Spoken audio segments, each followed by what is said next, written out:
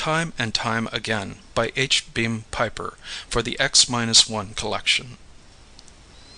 To upset the stable, mighty stream of time would probably take an enormous concentration of energy, and it's not to be expected that a man would get a second chance at life, but an atomic might accomplish both. Blinded by the bomb flash and numbed by the narcotic injection, he could not estimate the extent of his injuries, but he knew that he was dying. Around him, in the darkness, voices sounded as through a thick wall. "They might 'a' left most of these Joes where they was. Half of them won't even last till the truck comes." "No matter. So long as they're alive, they must be treated," another voice, crisp and cultivated, rebuked. "Better start taking names while we're waiting." "Yes, sir." Fingers fumbled at his identity badge. "Hartley, Allen, Captain, G5, Chem Research, AN/73/D, Serial SO238694003J." "Allen Hartley!" The medic officer spoke in shocked surprise. "Why, he's the man who wrote 'Children of the Mist,' 'Rose of Death,' and 'Conqueror's Road.'" He tried to speak, and must have stirred. The corpsman's voice sharpened. "Major, I think he's part conscious. Maybe I'd better give him another shot." "Yes, by all means, Sergeant." Something jabbed Allen Hartley in the back of the neck. Soft billows of oblivion closed in upon him, and all that remained to him was a tiny spark of awareness, glowing alone and lost in a great darkness. The spark grew brighter. He was more than a something that merely knew that it existed.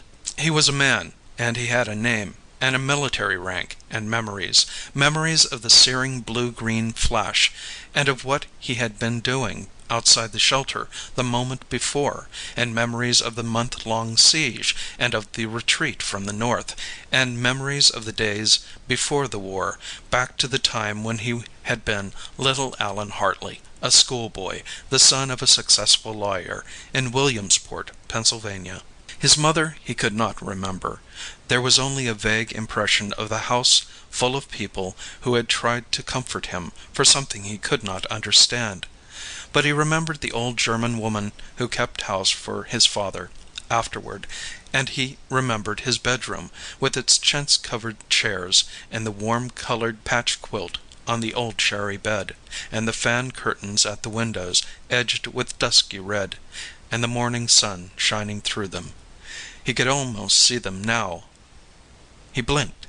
He could see them. For a long time he lay staring at them unbelievingly, and then he deliberately closed his eyes and counted 10 seconds, and as he counted, terror gripped him. He was afraid to open them again, lest he find himself blind, or gazing at the filth and wreckage of a blasted city. But when he reached 10, he forced himself to look, and gave a sigh of relief. The sunlit curtains and the sun-gilded mist outside were still there. He reached out to check one sense against another, feeling the rough monk's cloth and the edging of maroon silk thread. They were tangible as well as visible. Then he saw that the back of his hand was unscarred. There should have been a scar, souvenir of a rough-and-tumble brawl of his cub reporter days. He examined both hands closely. An instant later he had sat up in bed and thrown off the covers, partially removing his pajamas and inspecting as much of his body as was visible. It was the smooth body of a little boy. That was ridiculous. He was a man of 43, an army officer, a chemist, once a best-selling novelist. He had been married and divorced 10 years ago. He looked again at his body. It was only 12 years old, 14 at the very oldest. His eyes swept the room, wide with wonder. Every detail was familiar. The flour-splashed chair covers, the table that served as desk and catch-all for his possessions, the dresser with its mirror stuck full of pictures of aircraft. It was the bedroom of his childhood home. He swung his legs over the edge of the bed. They were 6 inches too short to reach the floor. For an instant the room spun dizzily, and he was in the grip of utter panic, all confidence in the evidence of his senses lost. Was he insane? Or delirious? Or had the bomb really killed him? Was this what death was like? What was that thing about "ye become as little children"? He started to laugh, and his juvenile larynx made giggling sounds. They seemed funny, too, and aggravated his mirth. For a little while he was on the edge of hysteria, and then, when he managed to control his laughter, he felt calmer. If he were dead, then he must be a discarnate entity, and would be able to penetrate matter. To his relief, he was unable to push his hand through the bed. So he was alive. He was also fully awake, and he hoped rational. He rose to his feet and prowled about the room, taking stock of its contents. There was no calendar in sight, and he could find no newspapers or dated periodicals, but he knew that it was prior to July 18, 1946. On that day, his 14th birthday, his father had given him a light .22 rifle, and it had been hung on a pair of rustic forks on the wall. It was not there now, nor ever had been. On the table he saw a boy's book of military aircraft, with a clean, new dust jacket. The flyleaf was inscribed, "To Allan Hartley, from his father, on his 13th birthday, 7/18/45." Glancing out the window at the foliage on the trees, he estimated the date at late July or early August, 1945. That would make him just 13. His clothes were draped on a chair beside the bed. Stripping off his pajamas, he donned shorts, then sat down and picked up a pair of lemon-colored socks, which he regarded with disfavor. As he pulled one on, a church bell began to clang. St. Boniface, up on the hill, ringing for early mass. So this was Sunday. He paused, the second sock in his hand. There was no question that his present environment was actual. Yet, on the other hand, he possessed a set of memories completely at variance with it. Now, suppose, since his environment were not an illusion, everything else were. Suppose all these troublesome memories were no more than a dream. Why, he was just little Allan Hartley, safe in his room on a Sunday morning, badly scared by a nightmare. Too much science fiction, Allan. Too many comic books. That was a wonderfully comforting thought, and he hugged it to him contentedly. It lasted all the while he was buttoning up his shirt and pulling on his pants. But when he reached for his shoes, it evaporated. Ever since he had wakened, he realized, he had been occupied with thoughts utterly incomprehensible to any 13-year-old, even thinking in words that would have been so much Sanskrit to himself at 13. He shook his head regretfully. The just a dream hypothesis went by the deep six. He picked up the second shoe and glared at it as though it were responsible for his predicament. He was going to have to be careful. An unexpected display of adult characteristics might give rise to some questions he would find hard to answer credibly. Fortunately, he was an only child. There would be no brothers or sisters to trip him up. Old Mrs. Stauber, the housekeeper, wouldn't be much of a problem. Even in his normal childhood, he had bulked like an intellectual giant in comparison to her.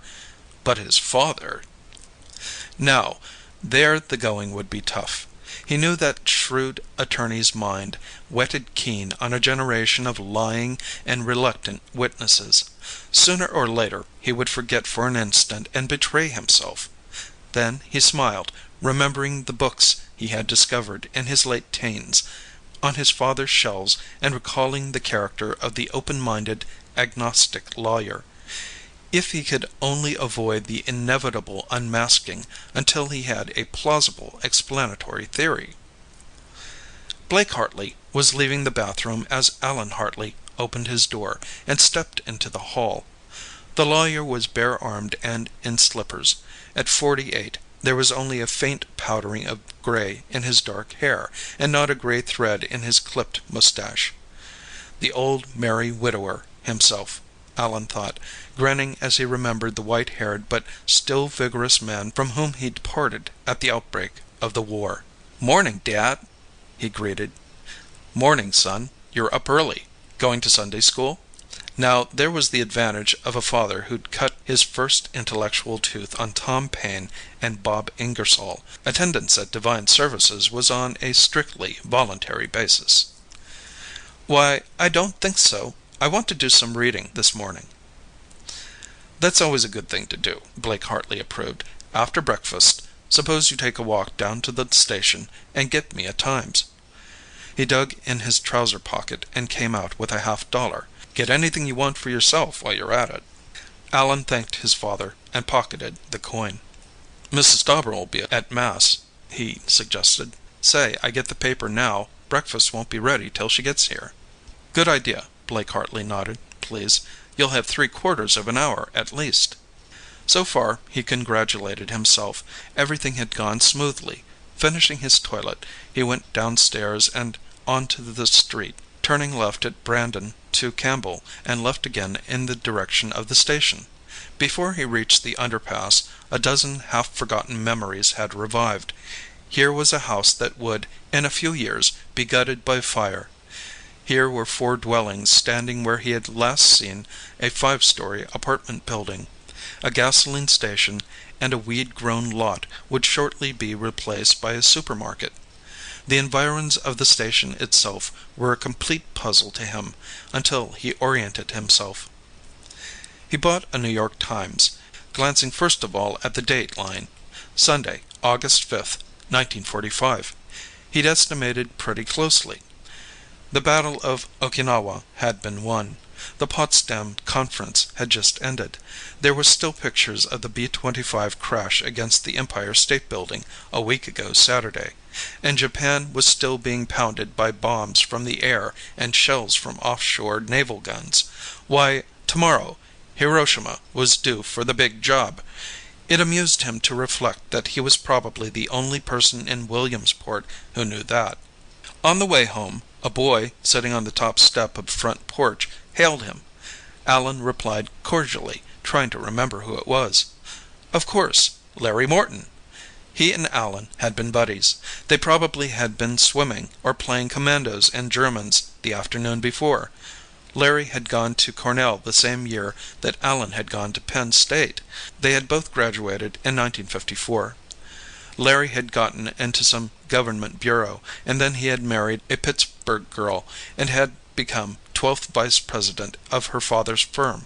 He had been killed in 1968 in a plane crash. "You going to Sunday school?" Larry asked, mercifully unaware of the fate Allan foresaw for him. "Why, no. I have some things I want to do at home." He'd have to watch himself. Larry would spot a difference quicker than any adult. "Heck with it," he added. "Golly, I wished I could stay home from Sunday school whenever I wanted to," Larry envied. "How about us going swimming at the canoe club, s'after?" Allan thought fast.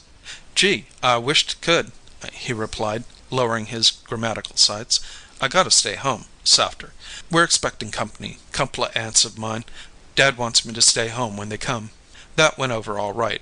Anybody knew that there was no rational accounting for the vagaries of the adult mind, and no appeal from adult demands. The prospect of company at the Hartley home would keep Larry away, that afternoon. He showed his disappointment. "Ah, jeepers creepers," he blasphemed euphemistically. "Maybe tomorrow," Allan said, "if I can make it. I gotta go now. Ain't had breakfast yet." He scuffed his feet boyishly, exchanged so longs with his friend, and continued homeward. As he had hoped, the Sunday paper kept his father occupied at breakfast, to the exclusion of any dangerous table talk. Blake Hartley was still deep in the financial section when Allan left the table and went to the library. There should be 2 books there to which he wanted badly to refer. For a while, he was afraid that his father had not acquired them prior to 1945, but he finally found them, and carried them on to the front porch, along with a pencil and a ruled yellow scratch pad.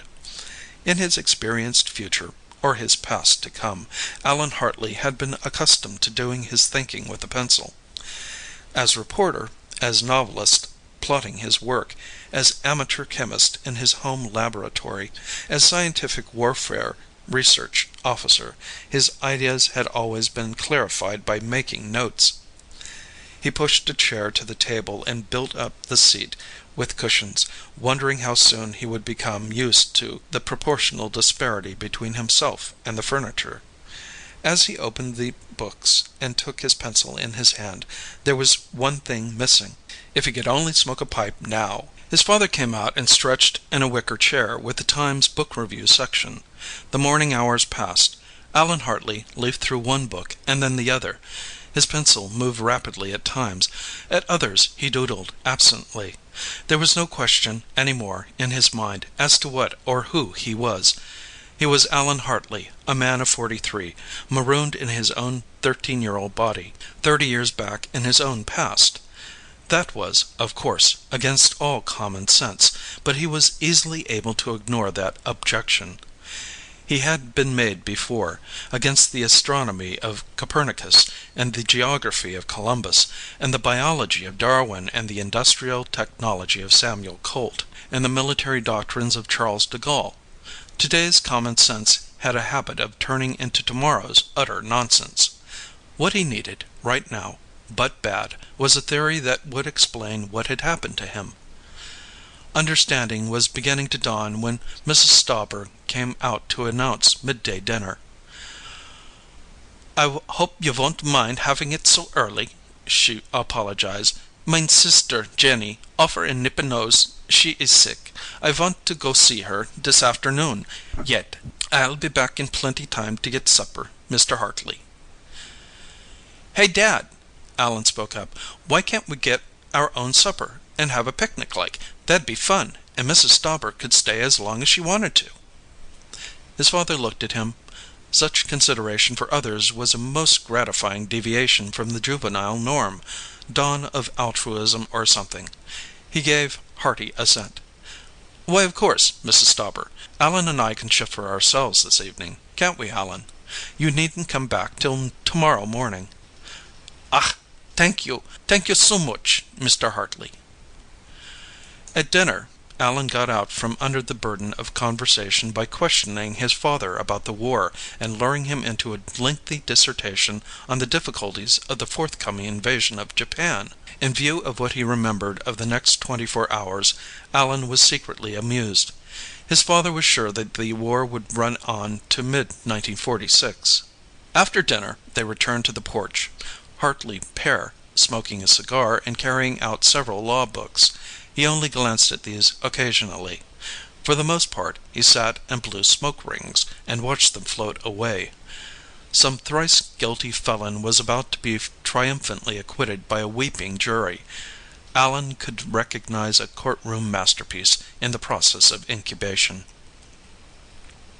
It was several hours later that the crunch of feet on the walk caused father and son to look up simultaneously. The approaching visitor was a tall man in a rumpled black suit. He had knobby wrists and big, awkward hands, black hair flecked with gray, and a harsh, bigoted face. Allan remembered him. Frank Gutchall. Lived on Campbell Street, a religious fanatic, and some sort of lay preacher. Maybe he needed legal advice. Allan could vaguely remember some incident. "Good afternoon, Mr. Gutchall. Lovely day, isn't it?" Blake Hartley said. Gutchall cleared his throat. "Mr. Hartley, I wonder if you could lend me a gun and some bullets," he began, embarrassedly. "My little dog's been hurt, and it's suffering something terrible. I want a gun to put the poor thing out of its pain." "Why, yes, of course. How would a 20-gauge shotgun do?" Blake Hartley asked. "You wouldn't want anything heavy." Gutchall fidgeted. "Why, I was hoping you'd let me have a little gun." He held his hands about 6 inches apart. "A pistol that I could put in my pocket. It wouldn't look right to carry a hunting gun on the Lord's Day. People wouldn't understand that it was for a work of mercy." The lawyer nodded. In view of Gutchall's religious beliefs, the objection made sense. "Well, I have a Colt .38 Special," he said. But you know, I belong to this auxiliary police outfit. If I were called out for duty this evening, I'd need it. How soon could you bring it back?" Something clicked in Allan Hartley's mind. He remembered now what that incident had been. He knew, too, what he had to do. "Dad, aren't there some cartridges left for the Luger?" he asked. Blake Hartley snapped his fingers. "By George, yes! I have a German automatic I can let you have, but I wish you'd bring it back as soon as possible. I'll get it for you." Before he could rise, Allan was on his feet. "Sit still, Dad. I'll get it. I know where the cartridges are." With that, he darted into the house and upstairs. The Luger hung on the wall over his father's bed. Getting it down, he dismounted it, working with rapid precision. He used the blade of his pocket knife to unlock the end piece of the breech block, slipping out the firing pin and buttoning it into his shirt pocket. Then he reassembled the harmless pistol and filled the clip with 9mm cartridges from the bureau drawer. There was an extension telephone beside the bed. Finding Gutchell's address in the directory, he lifted the telephone and stretched his handkerchief over the mouthpiece. Then he dialed police headquarters. "This is Blake Hartley," he lied, deepening his voice and copying his father's tone. "Frank Gutchell, who lives at— Take this down." He gave Gutchell's address. "Has just borrowed a pistol from me, ostensibly to shoot a dog. He has no dog. He intends shooting his wife. Don't argue about how I know. There isn't time. Just take it for granted that I do. I disabled the pistol, took out the firing pin. But if he finds out what I did, he may get some other weapon. He's on his way home, but he's on foot. If you hurry, you may get a man there before he arrives, and grab him before he finds out the pistol won't shoot." "Okay, Mr. Hartley. We'll take care of it. Thanks. And I wish you'd get my pistol back, as soon as you can. It's something I brought home from the other war, and I shouldn't like to lose it." "We'll take care of that, too. Thank you, Mr. Hartley." He hung up and carried the Luger and the loaded clip down to the porch. "Look, Mr. Gutchell, here's how it works," he said, showing it to the visitor. Then he slapped in the clip and yanked up on the toggle loading the chamber. "It's ready to shoot now. This is the safety." He pushed it on. "When you're ready to shoot, just shove it forward and up, and then pull the trigger. You have to pull the trigger each time. It's loaded for 8 shots, and be sure to put the safety back when you're through shooting." "Did you load the chamber?" Blake Hartley demanded. "Sure. It's on safe now." "Let me see." His father took the pistol, being careful to keep his finger out of the trigger guard, and looked at it. "Yes, that's all right." He repeated the instructions Allan had given, stressing the importance of putting the safety on after using. "Understand how it works now?" he asked. "Yes, I understand how it works. Thank you, Mr. Hartley." "Thank you, too, young man." Gutchell put the Luger in his hip pocket, made sure it wouldn't fall out, and took his departure. "You shouldn't have loaded it," Hartley père reproved when he was gone. Allan sighed. This was it. The masquerade was over. "I had to keep you from fooling with it," he said. "I didn't want you finding out that I'd taken out the firing pin." "You what?" "Gutchell didn't want that gun to shoot a dog. He has no dog. He meant to shoot his wife with it. He's a religious maniac, sees visions, hears voices, receives revelations, talks with the Holy Ghost. The Holy Ghost probably put him up to this caper. I'll submit that any man who holds long conversations with a deity isn't to be trusted with a gun, and neither is any man who lies about why he wants one. And while I was at it, I called the police, on the upstairs phone. I had to use your name. I deepened my voice and talked through a handkerchief." "You—" Blake Hartley jumped as though bee-stung. "Why did you have to do that?" "You know why. I couldn't have told them. This is little Allan Hartley, just 13 years old. Please, Mr. Policeman, go and arrest Frank Gutchell before he goes root-toot-toot at his wife with my papa's Luger. That would have gone over big now, wouldn't it?"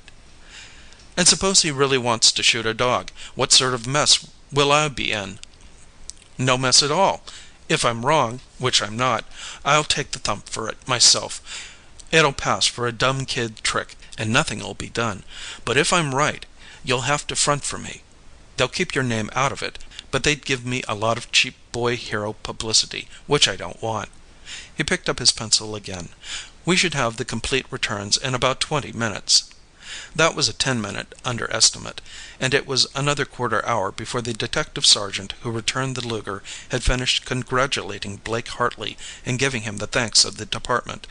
After he had gone, the lawyer picked up the Luger, withdrew the clip, and ejected the round in the chamber. "Well," he told his son, "you were right. You saved that woman's life." He looked at the automatic and then handed it across the table. "Now let's see you put that firing pin back." Allan Hartley dismantled the weapon, inserted the missing part and put it together again, then snapped it experimentally and returned it to his father. Blake Hartley looked at it again and laid it on the table. "Now, son, suppose we have a little talk," he said softly. "But I explained everything," Allan objected innocently. "You did not," his father retorted. "Yesterday you'd never have thought of a trick like this. Why, you wouldn't even have known how to take this pistol apart. And at dinner, I caught you using language in expressing ideas that were entirely outside anything you'd ever known before. Now, I want to know, and I mean this literally." Allan chuckled. "I hope you're not toying with the rather medieval notion of obsession," he said. Blake Hartley started. Something very like that must have been flitting through his mind. He opened his mouth to say something, then closed it abruptly. "The trouble is, I'm not sure you aren't right," his son continued. "You say you find me changed. When did you first notice a difference?" "Last night. You were still my little boy. This morning," Blake Hartley was talking more to himself than to Allan, "I don't know. You were unusually silent at breakfast. And come to think of it, there was something strange about you when I saw you in the hall upstairs. Allan!" he burst out vehemently. "What has happened to you?" Allan Hartley felt a twinge of pain. What his father was going through was almost what he himself had endured in the first few minutes after waking. "I wish I could be sure myself, Dad," he said. "You see, when I woke this morning, I hadn't the least recollection of anything I'd done yesterday. August 4th, 1945, that is," he specified. "I was positively convinced that I was a man of 43, and my last memory was of lying on a stretcher, injured by a bomb explosion, and I was equally convinced that this had happened in 1975. "Huh?" His father straightened. "Did you say 1975? He thought for a moment. "That's right. In 1975 you will be 43. A bomb, you say?" Allan nodded. "During the siege of Buffalo, in the Third World War," he said, "I was a captain in G5, Scientific Warfare, General Staff. There'd been a transpolar air invasion of Canada, and I'd been sent to the front to check on service failures of a new lubricating oil for combat equipment. A week after I got there, Ottawa fell, and the retreat started. We made a stand at Buffalo, and that was where I copped it. I remember being picked up and getting a narcotic injection. The next thing I knew, I was in bed, upstairs, and it was 1945 again, and I was back in my own little 13-year-old body." "Oh, Allan, you just had a nightmare to end nightmares," his father assured him, laughing a trifle too heartily. "That's all." "That was one of the first things I thought of. I had to reject it. It just wouldn't fill the facts. Look, a normal dream is part of the dreamer's own physical brain, isn't it? Well, here is a part about 2,000% greater than the whole from which it was taken, which is absurd." "You mean all this Battle of Buffalo stuff? That's easy. All the radio commentators have been harping on the horrors of World War III, and you couldn't have avoided hearing some of it. You just have an undigested chunk of H.V. Kaltenborn raising hell in your subconscious. It wasn't just World War III, it was everything. My 4 years at high school, and my 4 years at Penn State, and 7 years as a reporter on the Philadelphia Record. And my novels, Children of the Mist, Rose of Death, Conqueror's Road, they were no kid stuff. Why, yesterday, I'd never even have thought of some of the ideas I used in my detective stories that I published under a nom de plume. And my hobby, chemistry. I was pretty good at that. Patented a couple of processes that made me as much money as my writing. You think a 13-year-old just dreamed all that up? Or here, you speak French, don't you?" He switched languages and spoke at some length in good conversational, slang-spiced Parisian. "Too bad you don't speak Spanish, too," he added, reverting to English. "Except for a Mexican accent you could cut with a machete. I'm even better there than in French. And I know some German and a little Russian." Blake Hartley was staring at his son, stunned. It was some time before he could make himself speak. "I could barely keep up with you in French," he admitted. "I can swear that in the last 13 years of your life you had absolutely no chance to learn it. All right, you lived till 1975, you say. Then, all of a sudden, you found yourself back here, 13 years old, in 1945. I suppose you remember everything in between?" he asked. "Did you ever read James Branch Cabell? Remember Florian de Puysange in The High Place?" "Yes, you find the same idea in Jurgen, too," Allan said. "You know, I'm beginning to wonder if Cable mightn't have known something he didn't want to write." "But it's impossible!" Blake Hartley hit the table with his hand, so hard that the heavy pistol bounced. The loose round he had ejected from the chamber toppled over and started to roll, falling off the edge. He stooped and picked it up. "How can you go back against time? And the time you claim you came from doesn't exist now. It hasn't happened yet." He reached for the pistol magazine to insert the cartridge, and as he did he saw the books in front of his son.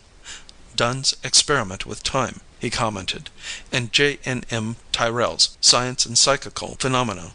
Are you trying to work out a theory?" "Yes." It encouraged Allan to see that his father had unconsciously adopted an adult-to-adult manner. "I think I'm getting somewhere, too." "You've read these books? Well, look, Dad, what's your attitude on precognition? The ability of the human mind to exhibit real knowledge, apart from logical inference, of future events? You think Dunn is telling the truth about his experiences? Or that the cases in Tyrrell's book are properly verified and can't be explained away on the basis of chance?" Blake Hartley frowned. "I don't know," he confessed. "The evidence is the sort that any court in the world would accept, if it concerned ordinary, normal events, especially the cases investigated by the Society for Psychical Research. They have been verified. But how can anybody know of something that hasn't happened yet? If it hasn't happened yet, it doesn't exist, and you can't have real knowledge of something that has no real existence." Tyrrell discusses that dilemma, and doesn't dispose of it. I think I can. If somebody has real knowledge of the future, then the future must be available to the present mind. And if any moment other than the bare present exists, then all time must be totally present. Every moment must be perpetually coexistent with every other moment," Allan said. "Yes, I think I see what you mean. That was Dunn's idea, wasn't it?" "No. Dunn postulated an infinite series of time dimensions, the entire extent of each being the bare present moment of the next. What I'm postulating is the perpetual coexistence of every moment of time in this dimension, just as every graduation on a yardstick exists equally with every other graduation, but each at a different point in space." "Well, as far as duration and sequence go, that's all right," the father agreed. "But how about the passage of time?" "Well, time does appear to pass. So does the landscape you see from a moving car window. I'll suggest that both are illusions of the same kind. We imagine time to be dynamic, because we've never viewed it from a fixed point. But if it is totally present, then it must be static, and in that case we're moving through time." "That seems all right. But what's your car window?" "If all time is totally present, then you must exist simultaneously at every moment along your individual lifespan," Allan said. "Your physical body, and your mind, and all the thoughts contained in your mind, each at its appropriate moment in sequence. But what is it that exists only at the bare moment we think of as now?" Blake Hartley grinned. Already he was expecting his small son as an intellectual equal. "Please, teacher, what?" "Your consciousness. And don't say, 'What's that?' Teacher doesn't know, but we're only conscious of one moment, the illusory one. This is now, and it was now when you asked that question, and it'll be now when I stop talking, but each is a different moment. We imagine that all those nows are rushing past us. Really, they're standing still, and our consciousness is whizzing past them." His father thought that over for some time. Then he sat up. "Hey!" he cried, suddenly. "If some part of our ego is time-free and passes from moment to moment, it must be extra-physical, because the physical body exists at every moment through which the consciousness passes. And if it's extra-physical, there's no reason whatever for assuming that it passes out of existence when it reaches the moment of the death of the body. Why, there's logical evidence for survival, independent of any alleged spirit communication. You can toss out Patience Worth and Mrs. Osborne Leonard's Feda, and Sir Oliver Lodge's son and Wilfred Brandon and all the other spirit communicators, and you still have evidence." "I hadn't thought of that," Allan confessed. "I think you're right. Well, let's put that at the bottom of the agenda and get on with this time business. You lose consciousness, as in sleep. Where does your consciousness go? I think it simply detaches from the moment at which you go to sleep, and moves backward or forward along the line of moment sequence to some prior or subsequent moment, attaching there." "Well, why don't we know anything about that?" Blake Hartley asked. "It never seems to happen. We go to sleep tonight, and it's always tomorrow morning when we wake. Never day before yesterday, or last month, or next year." "It never, or almost never, seems to happen. You're right there. Know why? Because if the consciousness goes forward, it attaches at a moment when the physical brain contains memories of the previous, consciously unexperienced moment. You wake, remembering the evening before, because that's the memory contained in your mind at that moment, and back of it are memories of all the events in the interim. See?" "Yes, but how about backward movement, like this experience of yours?" "This experience of mine may not be unique, but I never heard of another case like it. What usually happens is that the memories carried back by the consciousness are buried in the subconscious mind. You know how thick the wall between the subconscious and the conscious mind is. These dreams of Dunn's, and the cases in Tyrrell's book, are leakage. That's why precognitions are usually incomplete and distorted, and generally trivial. The wonder isn't that good cases are so few. It's surprising that there are any at all." Allan looked at the papers in front of him. "I haven't begun to theorize about how I managed to remember everything. It may have been the radiations from the bomb, or the effect of the narcotic, or both together, or something at this end, or a combination of all three. But the fact remains that my subconscious barrier didn't function, and everything got through. So you see, I am obsessed by my own future identity." "And I'd been afraid that you'd been, well, taken over by some outsider." Blake Hartley grinned weakly. "I don't mind admitting, Allan, that what's happened has been a shock. But that other, I just couldn't have taken that." "No, not and stayed sane. But really, I am your son, the same entity I was yesterday. I've just had what you might call an educational shortcut." "I'll say you have!" His father laughed in real amusement. He discovered that his cigar had gone out, and relit it. "Here, if you can remember the next 30 years, suppose you tell me when the war's going to end. This one, I mean." "The Japanese surrender will be announced at exactly 1901, 7:01 p.m. present style, on August 14, a week from Tuesday. Better make sure we have plenty of grub in the house by then. Everything will be closed up tight till Thursday morning, even the restaurants. I remember we had nothing to eat in the house but some scraps." "Well, it is handy, having a prophet in the family. I'll see to it Mrs. Stauber gets plenty of groceries in. Tuesday, a week? That's pretty sudden, isn't it?" "The Japs are going to think so. Allen replied. He went on to describe what was going to happen. His father swore softly. You know, I've heard talk about atomic energy, but I thought it was just Buck Rogers stuff. Was that the sort of bomb that got you? That was a firecracker to the bomb that got me. That thing exploded a good 10 miles away. Blake Hartley whistled softly. And that's going to happen in 30 years. You know, son, if I were you, I wouldn't like to have to know about a thing like that. He looked at Allen for a moment. Please, if you know, don't ever tell me when I'm going to die. Allen smiled. I can't. I had a letter from you just before I left for the front. You were 78 then, and you were still hunting and fishing and flying your own plane. But I'm not going to get killed in any battle of Buffalo this time, and if I can prevent it, and I think I can, there won't be any World War III. But you say all time exists, perpetually coexistent, and totally present, his father said. Then it's right there in front of you, and you're getting closer to it every watch tick. Allen Hartley shook his head. You know what I remembered when Frank Gutchell came to borrow a gun? He asked. Well, the other time, I hadn't been home. I'd been swimming at the canoe club with Larry Morton.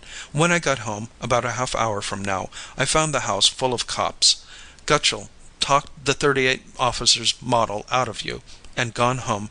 He'd shot his wife 4 times through the body, finished her off with another one back of the ear, and then used his 6th shot to blast his brains out. The cops traced the gun. They took a very poor view of your lending it to him. You never got it back.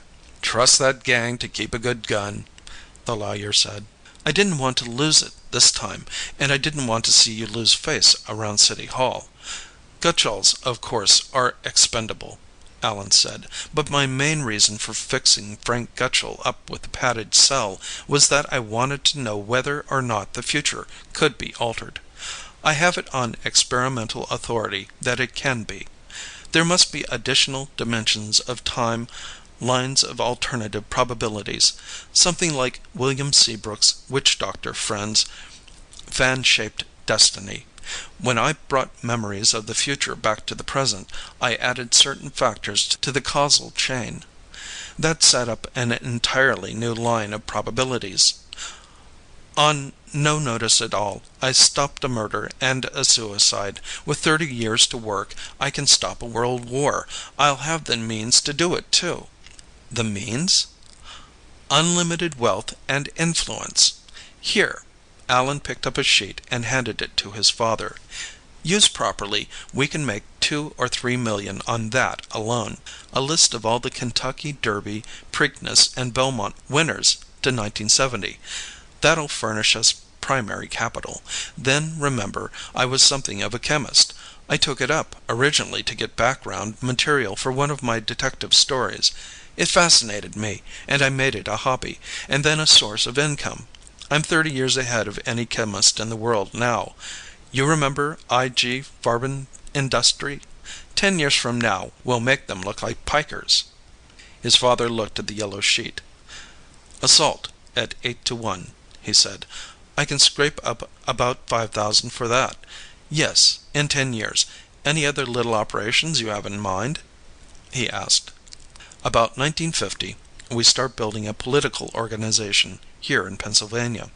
In 1960, I think we can elect you president. The world situation will be crucial by that time, and we had a good-natured nonentity in the White House then, who let things go till war became inevitable. I think President Hartley can be trusted to take a strong line of policy. In the meantime, you can read Machiavelli. That's my little boy talking.